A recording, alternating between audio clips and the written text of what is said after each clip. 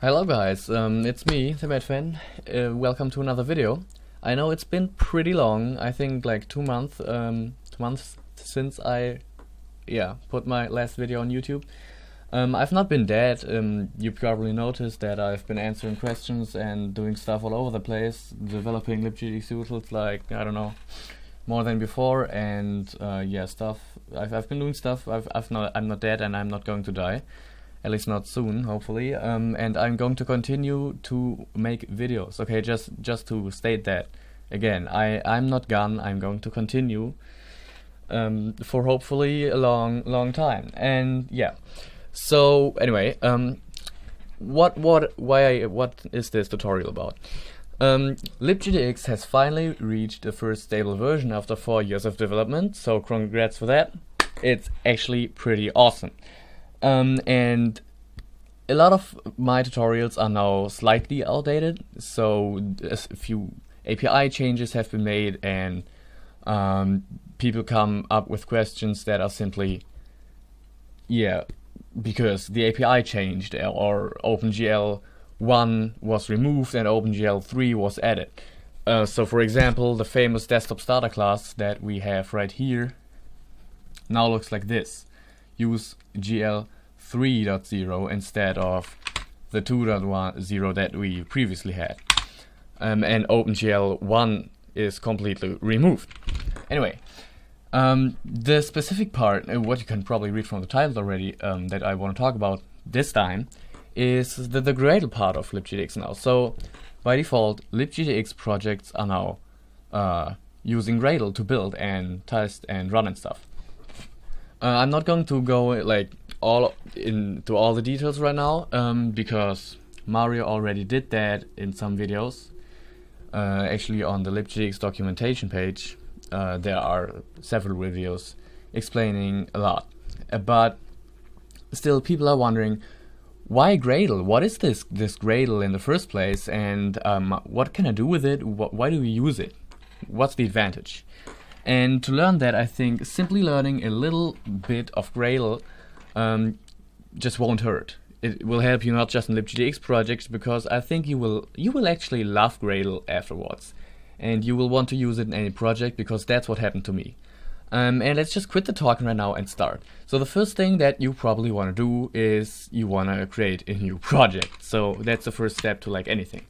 So let's just create a new project, and let's call it. I didn't even think of a name for all of this at the point I'm recording this video. So let's say Gradle GDX. Let's just say Gradle tutorial. This is not specific to LibGDX. So we have an empty folder here called Gradle tutorial, and we probably want some source folder in here. You know, we could also do this in Eclipse, but it's going to do essentially the same stuff. So inside source, we probably want something like main and test, like in Maven. But it's not exactly Maven, so let's just say we put our package right into main. So mine is called net.madfan.gradle tutorial, and inside here, let's just create a new, class called main.java, and now I'll just quickly write that class. It's doing nothing special. The package madfan.gradle tutorial, and import something, and the class itself,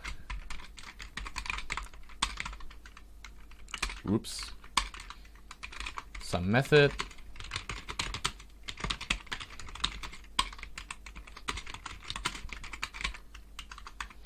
and do something.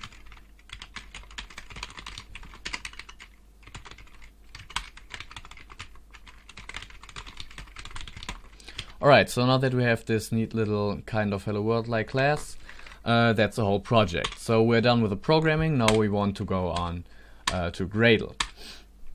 So yeah, there we are again in the root folder of a project, and now the next thing we need is the Gradle build script.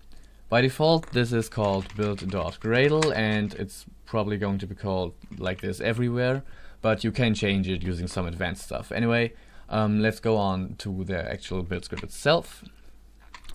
And now I have to explain Gradle to you. Now I'm going to do that. At first, you're probably going to see this line, apply plugin Java, in like every project, in like every Java project.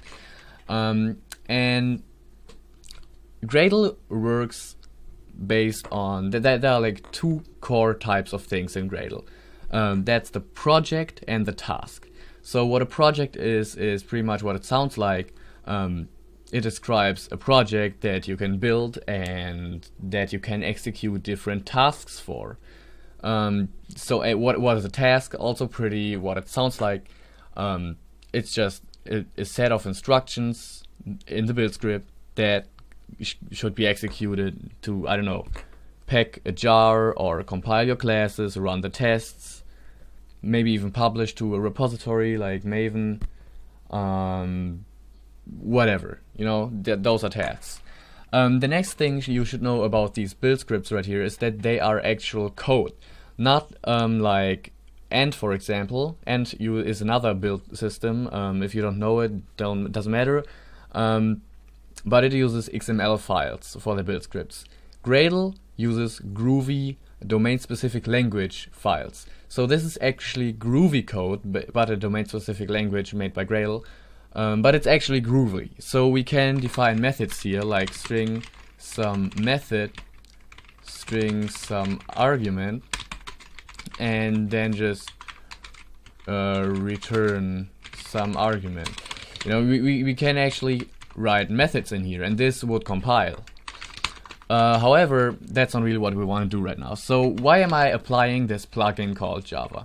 This is a plugin that comes with Gradle. There are plenty of plugins that come with Gradle, and there are also plenty of plugins that do not come with Gradle. But Java does come with Gradle, and it adds a few tasks to this build script. So we don't see these tasks right now, obviously, but they are there and we can execute them. So let's just save this build script, and we already have some stuff that we can execute. At first, I am going to change the directory to where we actually are, which should be documents, Eclipse, Medfan, Gradle, tutorial. So there we have our build.gradle and our source folder. Then we can execute. Well, you should probably have installed Gradle. I just assume you are going to succeed doing that. If you don't, just write some comments and I can make an extra video on that, but I don't think it's necessary. So now I have Gradle on my path variable, so I can just call Gradle from here and say Gradle Tasks. So tasks is like the default task for any Gradle build script that just lists all the tasks. So you should probably not call a task tasks. Anyway, tasks shows us all the tasks that are currently available. And you see there are plenty. So for example, all these build tasks here, I think they mostly come from the Java plugin. Assemble, build dependents, build needed classes, clean jar probably sounds like it comes from the Java plugin. And as you can see, it assembles a jar archive containing the main classes. Javadoc also comes from the jar plugin. Yeah, I think actually many of these do. We could just remove this line here, and we would see which lines have been added by the Java plugin. Anyway, you get what I mean. So now what we want to do is we want to configure the tasks of our Java plugin to actually be able to work with our project, because even though this is a pretty default, pretty best practice folder structure, Gradle is not just going to assume and do it, because Gradle is very configurable and is supposed to be used for every kind of project structure.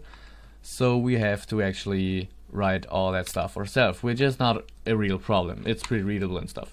So at first, we are going to configure already existing tasks that are just not visible here. They are added by this plugin using closures. And you can read about Groovy and what closures are and stuff, but they are basically just code that's going to be executed against that task, so against an object basically. So the Java plugin has, for example, the task. It has a few tasks, like for example jar, but it also checks, for example, this variable here called source sets, and then we can use a closure to, for example, say, if I probably remember incorrectly right now, so main.java.source dir. So for example, what is this doing?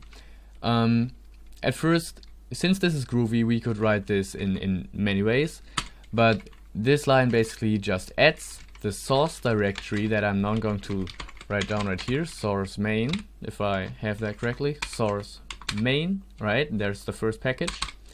It adds this source directory to the source directories of this main Java source set. So the source set's closure is executed against the source set's variable, whatever, and we could also write it like this. You're probably going to get a little bit confused if you look at other people's build scripts, because sometimes they write it using a dot, then they write it using these curly braces everywhere, and you could even do it like this.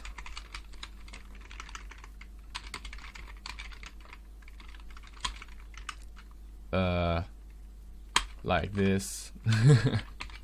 Yeah, you get what I mean. So that's like the big way to write it. But let's keep it simple and say main Java source directory, because it's just the simplest way right now. Source dir is actually a method that takes an argument, so we could also write it like this.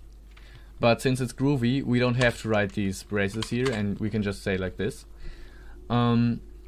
What we could also do is we could set the variable directly using a typical enumeration Groovy style thing. I'm not really a Groovy developer, but you know, you get the idea. You can read about Groovy to see all these kind of things that you can do. So at first we want to add this source directory, source main. Next, what we probably want to do, well, that's about it. Let's just see what kind of errors we get, because it's often trial and error that teaches you how to learn stuff. Also, I probably forgot some things right now. Anyway, let's just execute Gradle and see which kind of tasks we have here. For example, build, a pretty default task. So we're just going to say Gradle build, and it's going to execute this here against the source set variable, so it knows where the source is. And whoop, the build is already successful. Now we didn't see it, but I'm telling you, if we didn't do this, the build would probably still be successful, but there would be no source in the output archives. And the archives are put into build libs, and there we go, Gradle tutorial.jar, and contains all our packages with the main class compiled. So what this did is actually this build task, as you can probably read from the description, assembles and tests this project, depends on the assemble task and on the test task. So if we had any tests in here, they would have been executed, and the build failed if the tests failed. So inside classes, we can actually see that it compiled the class files into here. And well, there's not much else to see because we didn't do much. But anyway, let's try to run the application that we just packed into that jar and see if it works. So inside here, I'm going to say java -jar build libs, what was it called, Gradle tutorial.jar, and if you remember, we printed out the arguments that we passed to it. So let's just say hello Gradle and hello world, both. and we see, well, this is German, but it's telling you that there is no main class specified in that jar file. So let's have a look at the jar file again. And in the meta.in folder, the manifest file just contains the manifest version 1.0, which is always added by default and in pretty much any manifest. But we actually have to add something like this: main class net.metfan.gradle tutorial. I can't type today. .main. Alright, so this is the line that we would like to appear here, and we don't want to go into that archive and edit it all the time when we try to build this project. So we want the build script to do that. Let's just close this again and go out of here. No, we don't want to update that. And yeah, go onto our build script and make it appear here. So for this we need to modify the jar task, because when we executed Gradle build, the build task was executed, and like I said, the build task assembles and tests this project, and using the Java plugin uses the jar task to build that jar that we just tried to run. So what we want to do is we want to configure the jar task using the closure called jar, basically. And now we can look that up on the Gradle documentation. And the DSL reference is what it's actually called if you go on the website, and we would see all kind of things that we can set, but the only thing that we are interested right now is getting that attribute into the manifest that tells it where the main class is. So we can say manifest.attributes, which is going to add the specified attributes. So again, this is a method. So we can put this in parentheses, but I'm not going to do that because it's Groovy and Groovy is cool. So it takes like a map or something. You know, it just takes, for example, the key and the value, which in this case is net.metfan.gradle.tutorial.main. So that's the main class that we would like to run if you simply run that, you know, jar. Alright, so now what this should do if we execute this build script is it's going to add this to the source sets in the main Java, and yeah, also put that attribute into the jar. Just one more thing before we actually try this out, just to let you know.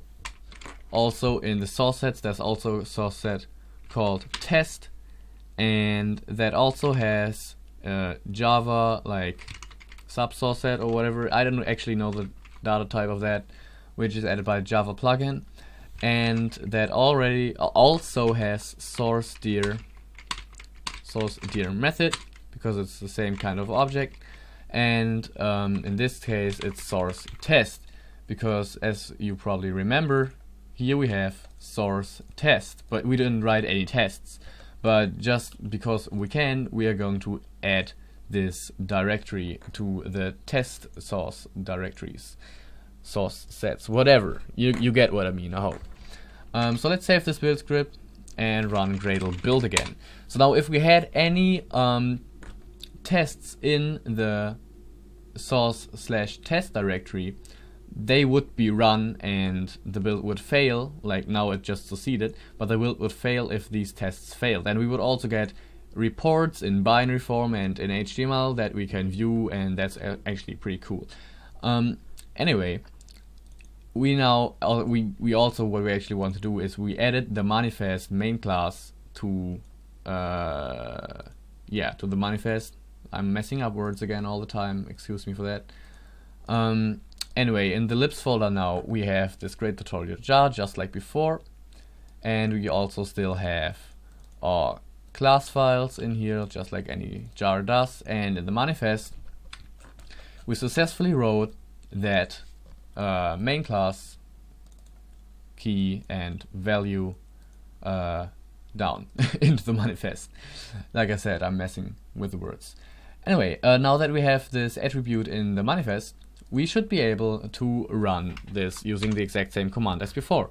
java-jar build libs gradle tutorial.jar and pass some stuff. Actually, this comma here is not supposed to be there. But anyway, we can pass arguments, and what we'll get is the output of the program, arrays.toString, hello Gradle, hello world. Okay, so that's it for the very basics tutorial on Gradle. We didn't define any tasks, we didn't define any sub-projects. We can do that, but that's going to take a little while. We didn't do any advanced stuff. This is just like the most basics that you can do with Gradle. Yeah, I hope that gave you a little bit insight. I hope if you now have a look at the LibGDX build scripts that are generated by the LibGDX Gradle project generator, you probably get just the slightest of an idea. Yeah, anyway, you know, I hope you learned something from this, and we're going to do some more stuff that I yet have to think about in the next video, which you will hopefully watch if you like this one, which I also hope, and you know, all that stuff that people say at the end of the videos. Anyway, thanks for watching, and hopefully I'll see you the next time.